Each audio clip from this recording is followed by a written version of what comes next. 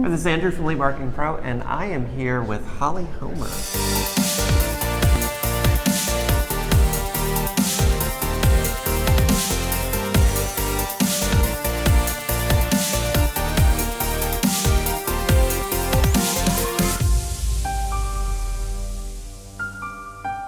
So, and you just hopped off stage. It's Saturday, Saturday morning, No Excuses 7, and you shared some really cool stuff. I think folks are really going to dig.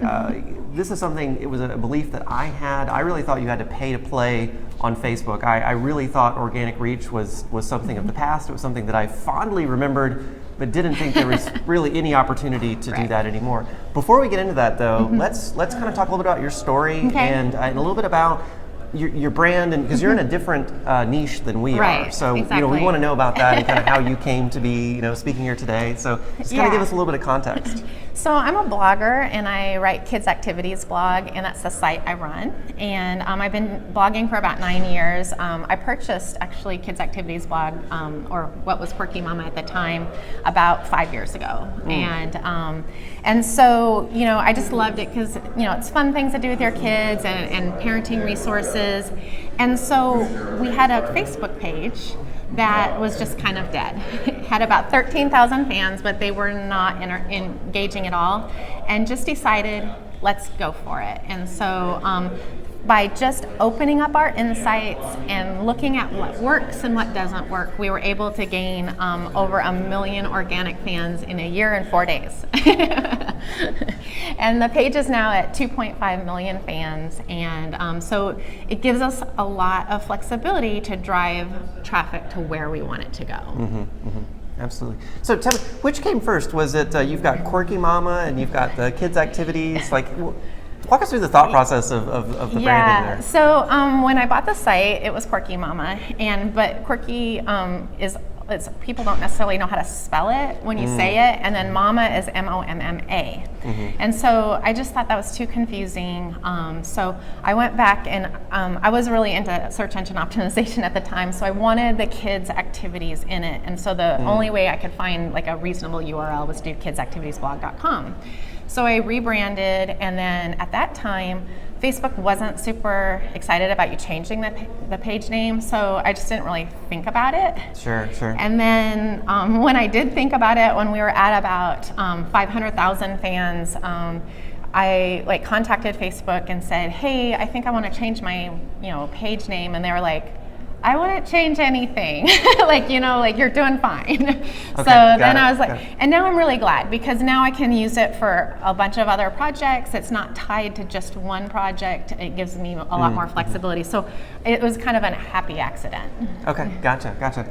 Well, one thing you said that I think probably a lot of folks can relate to is you had all those dead fans. And you needed to activate them, right? And you did that through annoying them. I annoyed the heck out of them. So I want to hear more about that, because I think that's going to be a good tip for folks. So it was really just trying to get some sort of action, whether it's leave the page or engage with the page. I was really choose a side, but I had to force them into that. So what we did was just increase our posting frequency a lot. And so in those early days, nobody was posting more than once or twice a day on Facebook. That was unheard of. And we started going 12, 15 times a day. And 2.5 years ago, you were hitting more of your fans with every single post than a higher percentage of your fans. And so we had people that were seeing 3 and 4 and 5 posts a day from us. And we just let them decide whether they were on board or they were going to get off the train. I love that. So what would be, let's say someone's new, obviously they're probably going to be attracted to the idea of, having an organic, organic reach, getting organic following and likes and all that.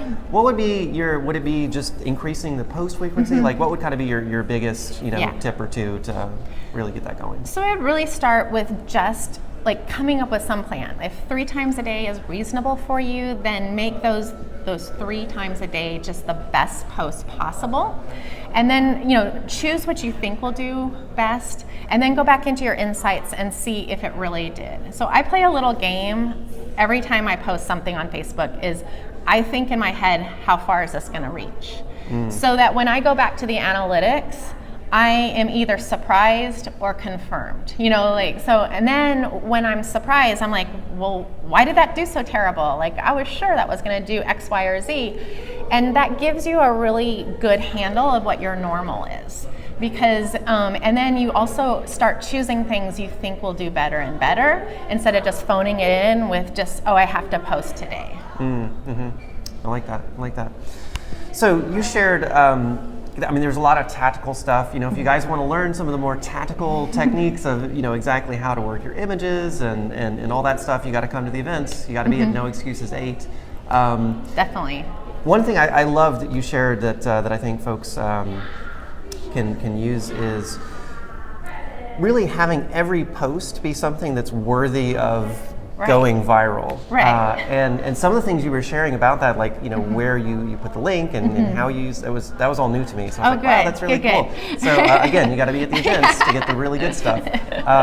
But yeah, I think that was a great tip. It's like just every single post you put out there, make sure that's something that has at least the potential of going viral. So keeping that quality high as well. Yeah, I think people are always surprised. So I run Kids Activities blog. We post 2 or 3 times a day, usually, you know, on a daily basis, but we have quite a few Facebook posts, but not everything I write on Kids Activities blog ends up on the Facebook page.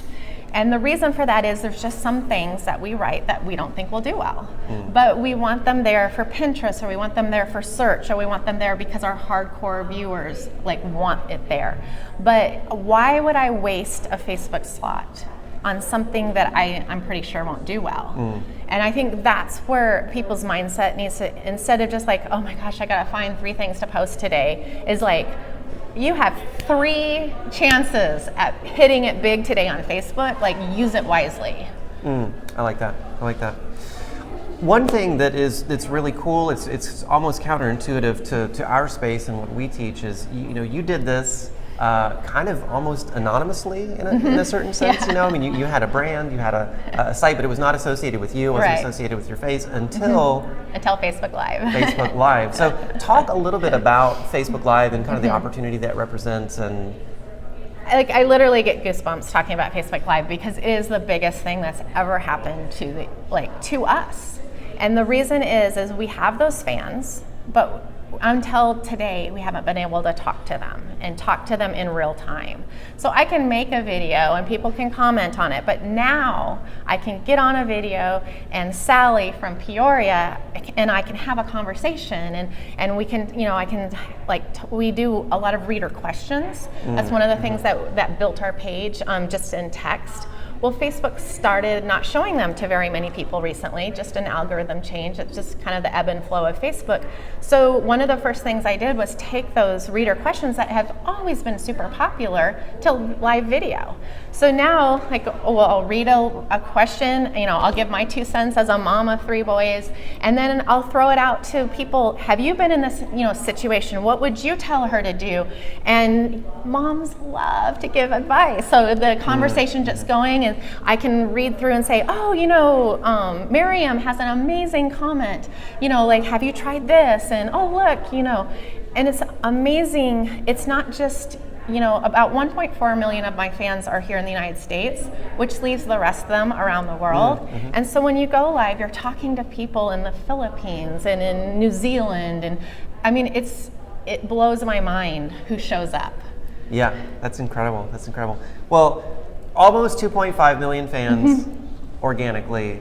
That is awesome. Thanks so much for taking a moment to talk to us. It was so fun.